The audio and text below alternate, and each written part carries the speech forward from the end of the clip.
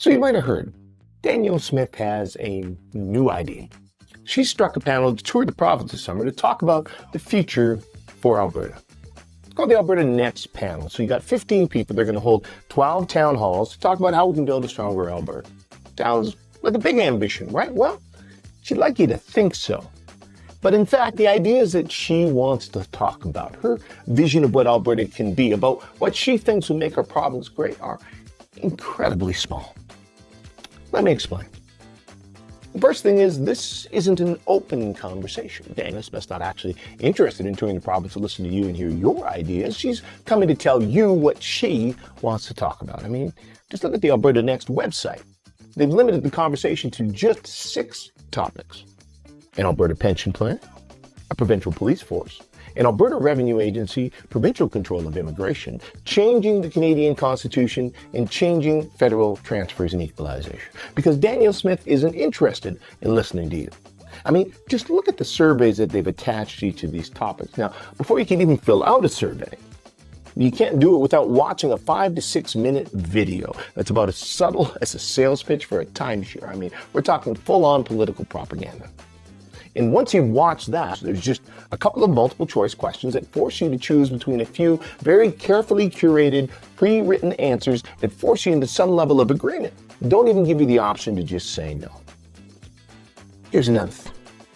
As you read through those topics, those 6 topics Danielle Smith has deigned to approve for discussion, you might feel a twinge of deja vu, like maybe you've seen this somewhere before. And well, that's because you have. It's not a single new idea here.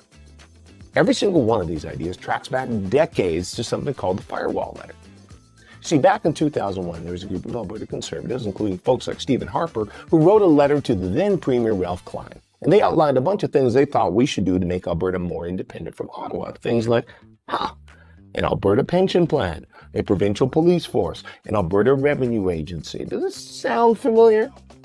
Well, Premier Klein gets this. He put together a panel, the Strengthening Alberta's Role in Confederation Committee, to look at it, and they found that none of those ideas had any merit. They were expensive, impractical, we'd pay more and get less, so we scrapped them. But the ideas never really went away. They've been rattling around in the dark corners of far-right conservatism, especially amongst Alberta separatists, ever since. In 2019, Jason Kenney brought them roaring back. He struck a panel to tour the province and come up with a list of things we could do to get a fair deal for Alberta and Confederation. They toured the province talking about the same things: an Alberta pension plan, a provincial police force, trying to force a change in equalization. And in the end, the result was absolutely nothing. Well, nothing except spending millions on a referendum asking if we should end equalization, something we didn't have the power to do, and we did not actually do. That and some studies about how much it would cost to start up our own provincial police force, which turned out to be quite a lot, and so most people kind of said no thank you. Now, Danielle Smith, she wants to bring that all back. Just a tired retread of the same ideas that have been discussed and dissected for decades that a clear majority of Albertans have already repeatedly rejected. But the UCP, well, they just won't take no for an answer. In fact, they're already hard at work forcing through some of these same policies that they say they're going to be going around the province consulting on. I mean, the UCP, they've passed 2 pieces of legislation, Bills 11 and 49, that have already begun the process to create a provincial police force. It's already underway. And last year, they passed a bill that set the terms for a referendum on an Alberta pension plan. So all of this so-called consultation, all of these surveys, the traveling roadshow, it's just all part of a plan to just go ahead and do the things and force through the policy they always wanted to do in it.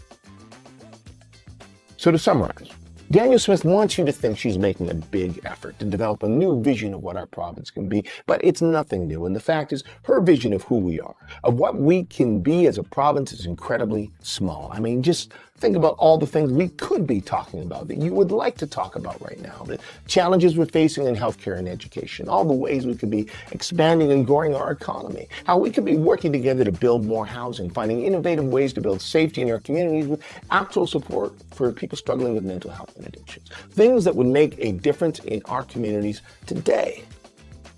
But Danielle Smith's not interested in that conversation because that would put the focus on her and the UCP and all the ways they're failing to step up to the job they were elected to do.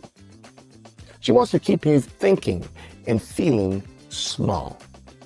In Alberta, we deserve better. Hey, we are better than that. We aren't small.